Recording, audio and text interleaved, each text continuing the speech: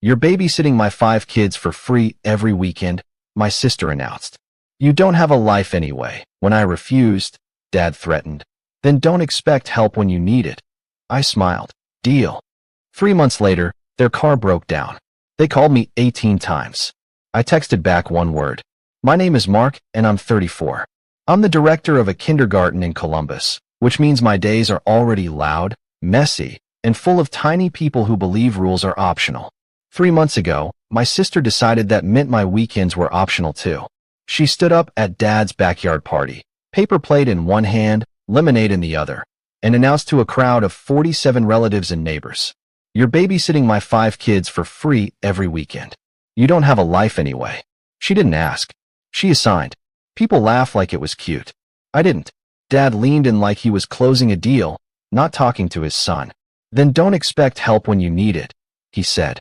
I smiled so calmly it surprised even me. Deal. They thought I was bluffing. They didn't know I'd been quietly paying $612 a month on their minivan because my sister's credit couldn't get approved. They didn't know the title was in my name. And they definitely didn't know what was inside the envelope I'd brought in my work bag, because it was the same envelope my attorney had told me to keep sealed until I was ready to stop being flexible. Hours later, when that envelope was opened and read out loud, everything changed. And 3 months after that, their car broke down on the side of I-70. They called me 18 times. I texted back one word. Dad's house has always had the same smell: grilled meat, cheap cologne, and the unspoken rule that love is something you earn by being useful. My sister, Tara, learned early how to be useful in the way our family rewarded most. Not hardworking, not kind, just loud, confident.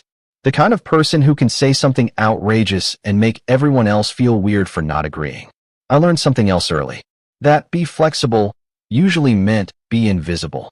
When I was 9, Tara borrowed my birthday money, 3 crisp 20s from Grandma, and Dad shrugged like it was weather. "She needed it more," he said. I stared at my empty piggy bank like it had betrayed me. Tara didn't even pretend to be sorry. She flopped onto the couch and kicked her sneakers off. "You weren't going to do anything cool with it," she said. "You're boring." Dad heard her. He didn't correct her. He laughed. "Your sister's just honest," he told me, like honesty was a permission slip to take. By 13, Tara had figured out the family economy. Attention was currency, and I was the default solution. When Tara decided she wanted to cheer, she needed expensive uniforms. Dad didn't have the money. Neither did Mom. So I got a paper route. Every morning, 5:30 a.m., cold fingers, wet newspapers, dogs that hated me. I stacked my tips in a shoebox under my bed. The day the uniform came, Dad didn't say thank you. He patted my shoulder like I was a good tool. "That's what family does," he said. Tara twirled in the mirror and said, "Finally. Now people won't think I'm poor." I stared at my reflection beside hers. My clothes were too small. My cheeks were chapped. My eyes looked older than 13. I started learning the math of resentment before I even had algebra. In high school, I got a scholarship interview. It was a big deal. Full tuition, maybe more. I practiced answers in my room, whispering them like secrets.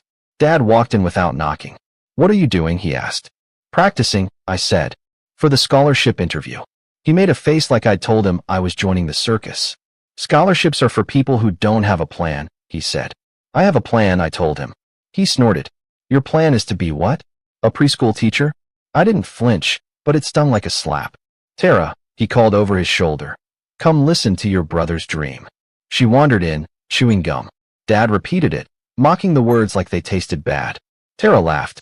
"Ah," she said, "little Marky wants to sing songs and wipe noses." Something in me hardened. Not anger. Something colder. Something that could last. I got the scholarship anyway. I left. I built a life where my work mattered to people who didn't treat me like a punchline. And still, every time Dad called, it was never just to say hi. It was always because Tara needed something. By 25, Tara had 2 kids, then 3, then 4. By 30, she had 5. Each one arrived with a new crisis, a new need, a new reason the family had to pull together. When she had her 3rd, she called me at work. I was in the hallway outside the toddler room, holding a tiny boy who'd fallen asleep on my shoulder. My phone buzzed. Tara's name. I answered because I always answered. "You have money?" she asked, no greeting. "What's wrong?" I said. "I need a car," she said. Mine is done. Done how? It makes a noise, she snapped. Like grinding. It's embarrassing. Tara. Mark. Don't make this hard. I have kids. The toddler on my shoulder sighed. I rubbed his back, thinking, have you looked at used cars? I asked. I did, she said, like I was stupid. I can't get approved. Their dad's credit is trash. I knew that. Kyle, her on and off fiancé, had been between jobs for years in the way some people are between responsibilities. So what do you want me to do? I asked carefully. She huffed. You have good credit. Just co-sign. You won't even feel it. I pictured Dad's voice. That's what family does. I pictured 5 kids squeezed into a car that made a noise. I pictured Tara crying at my voicemail if something happened. So I said, okay. Not because she deserved it. Because the kids did. The dealership smelled like rubber and desperation. Tara flirted with the salesman and called him Han, and Kyle stared at his phone like the world owed him patience. When we finally got the paperwork, the salesman slid it across the desk. Tara barely glanced. Kyle didn't touch a pen. I read every line. The minivan was financed under my name because the lender wouldn't approve Tara. I told myself it was temporary. A bridge. A favor. The monthly payment was $612. I set it to autopay. Tara hugged me outside, squeezing hard. You're the best, she said, voice suddenly sweet. I knew you'd come through. Kyle clapped my shoulder. Good looking out, man, he said, like he'd lent me a tool. 2 weeks later, Tara texted me a picture of the van. Caption, finally, something nice for once. No thank you. No, we'll pay you back. Just a photo like she'd earned it. That was the rhythm. I helped. They took. Dad praised Tara for being a fighter and me for being reasonable. I learned to swallow the taste of being used because it was familiar, until it wasn't. The thing about working with little kids is you can't fake boundaries. If you let a 3-year-old climb the bookshelf once, congratulations. You have a climber now. They'll do it again and again until you stop them. Not with yelling. With consistency. With calm. With the same rule every time. I taught parents that in meetings. Then I went to Dad's house and forgot it for my own life. Tara started calling my weekends available time. Drop off is Friday at 6, she'd say. Not can you. Not would you. Just scheduling me like a service. The first time I pushed back, she acted wounded. What? You hate your nieces and nephews now, she said. I love them. That was the trap. I'd take them to the park, make grilled cheese, wipe tears, break up fights, and by Sunday night, I'd be so drained I'd sit in my quiet apartment and stare at the wall like the silence was a sound. Monday morning, I'd be back at the kindergarten, smiling at parents. Big feelings are okay, I'd tell toddlers. Then I'd go to my office and breathe through the headache. I tried to set limits. Tara, I can't do every weekend, I told her once. She laughed. You're not married, she said. You don't have kids. What else are you doing? Resting, I said. Resting from what? She snapped. You play with kids all day. I stared at my phone like it was a stranger. You think my job is playing? I asked quietly. She didn't even hear the question. You're good with them, she said. It's basically your thing. Dad backed her up like he always did. We all pitch in, he said. Tara's got her hands full. You mean Kyle? I said before I could stop myself. Silence. Dad's eyes narrowed. Don't start, he warned. I learned to stop talking. I learned early that in my family, truth was treated like disrespect. The final straw didn't come from the kids. It came from the way Tara looked at me like I was a resource. A tool. A free weekend she could spend on herself. It started with a text, as most ugly things do now. Tara, Dad's doing a backyard thing Sunday. Be there. Me, what for? Tara, his birthday. Duh. Me, okay. What time? Tara, 2. And bring your car keys. Kyle's gonna look at your tires. I blinked.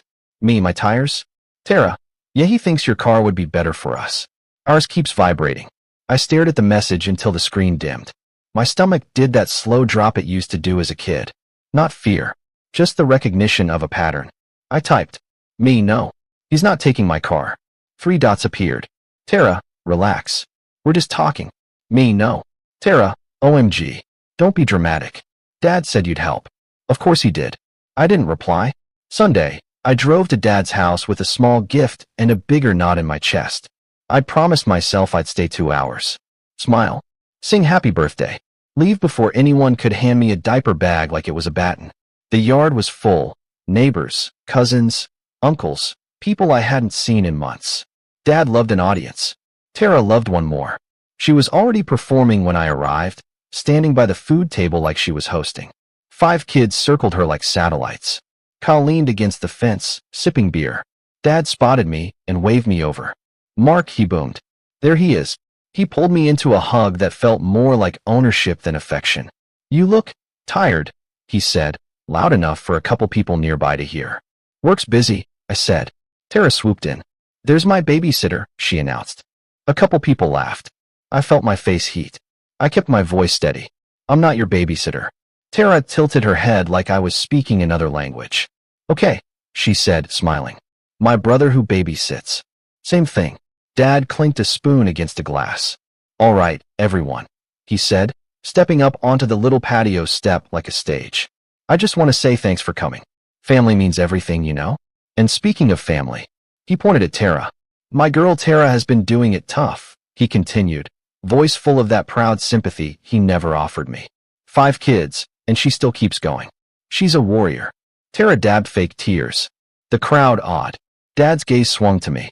"And Mark," he said, "he's been helping out. That's what good sons do." He was smiling, but his eyes were sharp. A warning. Play your role.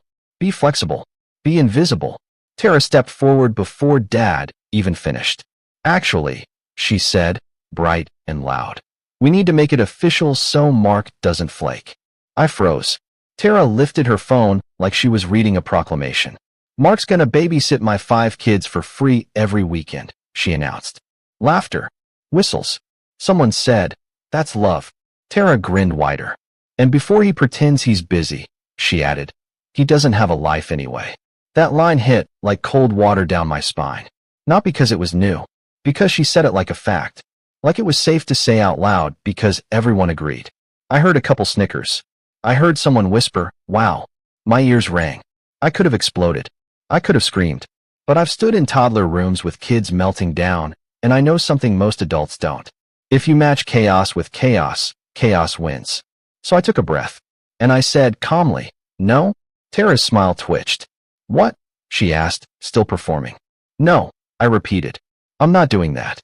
The crowd shifted. People love drama until it gets real. Dad stepped down from the patio like a storm moving in. "Mark," he said through his teeth. "Not here." "Actually," I said, surprised by how steady I sounded, "here is fine. Since this is where you decided to announce my weekends." Tara scoffed. "You're really going to be like this?" she said. "After everything?" "After everything," I echoed, and that almost made me laugh. Dad got close enough that I could smell his cologne. "You're selfish," he said quietly. "Your sister needs you." "She needs a paid sitter," I said. "Or Kyle needs to parent." Kyle pushed off the fence, irritated. "Don't talk about me," he snapped. I looked at him. "Then act like you exist," I said. A couple gasps. Tara's cheeks flushed. Dad's voice dropped lower. "If you refuse," he said, "then don't expect help when you need it." There it was. The family threat. The transactional love. Help isn't love in our family. It's leverage. I felt something in me click into place. Not anger. Clarity. I smiled. "Deal," I said. Dad blinked, like he hadn't expected agreement. Tara threw her hands up. "Unbelievable," she snapped to the crowd. "See? No life, and still too good for us." People murmured. Someone laughed awkwardly. I reached into my work bag, still slung over my shoulder. Not dramatically, just deliberately. I pulled out a plain manila envelope. Dad's eyes flicked to it. "What is that?" he asked. I looked at Tara. "It's the part of the family arrangement you've never bothered to read," I said. Tara rolled her eyes. "Oh my God, are you doing paperwork right now?" "Yes," I said, "because you've been treating my life like a schedule and my money like it comes from nowhere." I nodded toward the patio table. "Can we sit?" I asked, not as a request. Dad hesitated. The crowd was watching. He wanted to stay in control. So he said, too loudly, "Fine. Let's hear it." My Aunt Linda, Dad's older sister, caught my eye from across the yard. She'd always been quiet, but not blind. She gave me a small, almost imperceptible nod. My ally. Not loud support. Just presence. That was enough. I set the envelope on the table and slid it toward Dad. "Open it," I said. Dad frowned, then tore it open like he was punishing the paper. He pulled out a stack of documents. The top one was the vehicle title. His mouth tightened when he saw the name. Mark Davis. Tara leaned in. What is that? She demanded. Dad cleared his throat, eyes scanning. His voice changed as he read, losing some of its swagger. This is the title for Tara's van, he said slowly. Tara laughed like it was a joke. Okay, so, I said, it's in my name. Tara's laugh faltered. No, it's not, she snapped. It is, I said, because you couldn't get approved. Remember? When you called me and said your kids needed a car. Kyle's face darkened. Mark, Tara started sharp. I didn't let her take control back. I pay $612 a month, I said, loud enough for the nearest cluster of relatives to hear. I've paid it for 3 years. Auto pay. Quietly. No thank you. No plan to pay me back. Just expectation. The air went thick.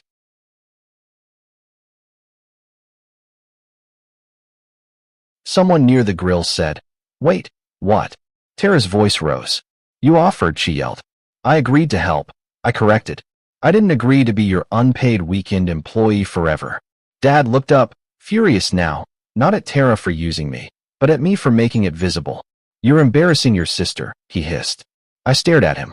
No, I said. She embarrassed me. Publicly. You joined in. Tara slammed her palm on the table. So what? You're taking our van now, she spat. In front of everybody? I shook my head. This isn't revenge, I said, and my voice stayed calm. This is reality. I tapped the next page. It was a letter from my attorney. Not dramatic. Simple. Clear. It stated that as the legal owner and primary payer, I had the right to terminate the informal arrangement and reclaim the vehicle if payments were not reimbursed. It also included a second document, a dated notice. Autopay cancellation scheduled for Monday. Tara's eyes went wide. You can't do that, she said, suddenly smaller. I can, I said. And I am. Dad's nostrils flared. You're punishing the kids, he snapped. No, I said. I've been protecting the kids while you've been enabling the adults. Kyle stepped forward, jaw tight. Man, that's messed up, he said. You're really gonna screw us because you don't want to babysit. I looked at him like he was a math problem with one obvious answer. You had 5 kids, I said. You put yourselves in this situation. A couple people made a noise, shock, agreement, discomfort. Tara's voice cracked, but it wasn't remorse. It was panic. So what are we supposed to do? She demanded. Dad turned to me, trying a different tactic. Mark, he said, softer now, bargaining. Come on. We're family. Don't be like this. I felt the old pull, the old guilt. Then I remembered Tara's voice, sweet as poison. You don't have a life anyway. I looked at Dad. You don't get to rewrite what you did to me, I said. Dad's eyes hardened again. You think you're better than us because you have a job with little kids? He snapped. I almost smiled, because he still didn't get it. My job taught me the thing he never learned. Boundaries aren't cruelty. They're clarity. I'm not better, I said. I'm just done being used. Tara's face twisted. So you're just abandoning us, she said, loud enough to pull sympathy. I didn't take the bait. I pointed to the line on the letter. I'm giving you 90 days, I said. Either refinance it into your name or start paying me monthly. If not, the vehicle goes back to me. That's it. Dad grabbed the papers like he could crush them into compliance. This is ridiculous, he snapped. You're doing this to hurt us. I met his eyes. No, I said. I'm doing this so I stop hurting me. The crowd was quiet now. Not laughing. Not cheering. Just watching the truth sit there on the table like a heavy object nobody could pretend wasn't real. A neighbor coughed. My cousin stared at the ground. Aunt Linda exhaled like she'd been holding her breath for years. Tara's voice went shrill. You're going to regret this, she hissed. When you need us. Dad nodded, pouncing on the old thread again. That's right, he said. Don't expect help when you need it. I smiled, the same calm smile. Deal, I said again. And then I picked up my bag. Happy birthday, Dad. I added, because I'm not cruel. I hope you get what you built. I walked to my car. My hands didn't shake until I closed the door. Then they did. Not from fear. From the adrenaline of choosing myself in front of an audience trained to punish me for it. I sat there for a moment, forehead against the steering wheel, breathing. Then I drove home. The next day, Monday, I did exactly what I said I would. I logged into my bank app and canceled the auto pay. Then I called my attorney. Not because I wanted to fight, because I wanted clean lines. Are you sure? She asked. Yes, I said. Okay, she replied. Then we do it properly. Properly meant emails, documentation, Dates. Properly meant no more, he said. She said. I sent Tara a message. Short, simple. Mark, I'm not available for weekend childcare. Starting immediately. If you need a sitter, hire one. Mark, van payments. You have 90 days to refinance or begin repayment. I will not cover it anymore. Tara replied within minutes. A wall of rage. Accusations. Insults. Then the classic pivot. What about the kids? I didn't argue. I didn't defend. I just repeated the boundary. Mark, this isn't a debate. Dad called that night. I watched it ring until it stopped. He left a voicemail. His voice was thick with outrage and certainty, like I was still 12 and he could scold me into compliance. You're tearing this family apart, he said. You're acting like a stranger. Tara needs you. You're going to regret this. Don't call me when you're alone. I saved the voicemail. Not to punish him. To remind myself later, when guilt tried to rewrite history. The next few weeks were ugly in small ways. Tara posted passive-aggressive memes about toxic people and boundaries being selfish. Dad stopped responding to my texts completely. At work, my days stayed the same. Kids cried. Kids laughed. Kids learned. Parents thanked me. I went home and my apartment was quiet. The kind of quiet that felt like healing, not loneliness. But the family pressure didn't vanish.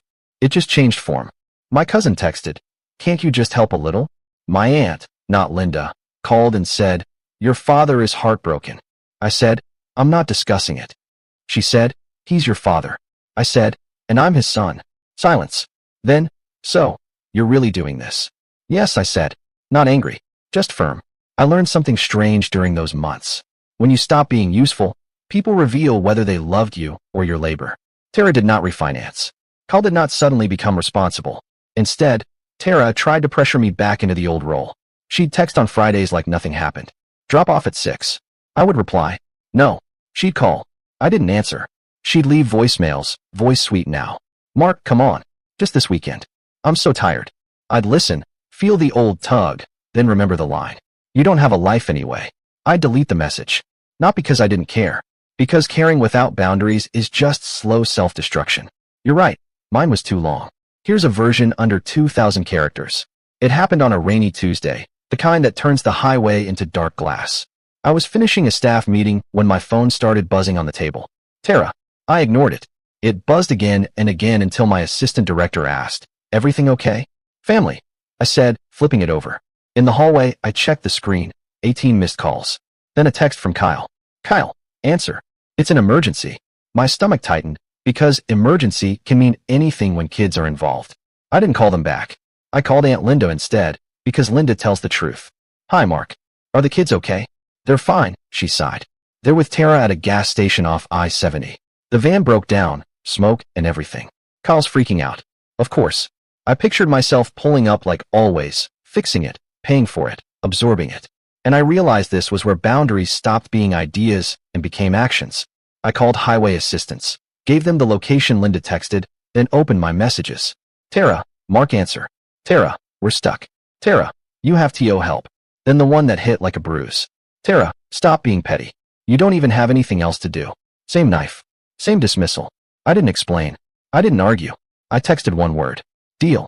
Dad called next, furious. I stayed calm. Help is on the way. The kids are safe. If family helps family, then you can go. He hissed. Don't expect anything from us. Deal, I said and hung up. Later, Linda texted. Tow truck came. Kids are okay. Tara's mad. Kyle's blaming everyone. I put my phone down and went back to my classroom, where a little girl cried because her banana broke in half. "It's ruined," she whispered. "It's not ruined," I told her. "It's just different now." This story teaches us that love should never be transactional. Mark's family didn't love him. They loved what he provided. The moment he stopped being useful, their love evaporated into threats and manipulation. The core lesson is about boundaries. For years, Mark confused enabling with kindness. He thought being flexible meant being family. But true family doesn't weaponize your compassion or mock your existence. When Tara said, "You don't have a life anyway," she revealed how they truly saw him, not as a person, but as a resource. The story teaches that saying no isn't cruelty, it's self-preservation. Mark didn't abandon his nieces and nephews. He stopped letting adults exploit him while hiding behind children. His calmness throughout shows real strength. He didn't explode, didn't revenge plot, just enforced consequences he'd clearly stated. The broken banana metaphor is perfect. Mark wasn't ruined by setting boundaries. He was just different now, whole in a way he'd never been while breaking himself for people who never appreciated the pieces. Finally, this story reminds us, people who truly love you won't threaten to withdraw support when you stop letting them use you. That's not family. That's manipulation wearing a family mask.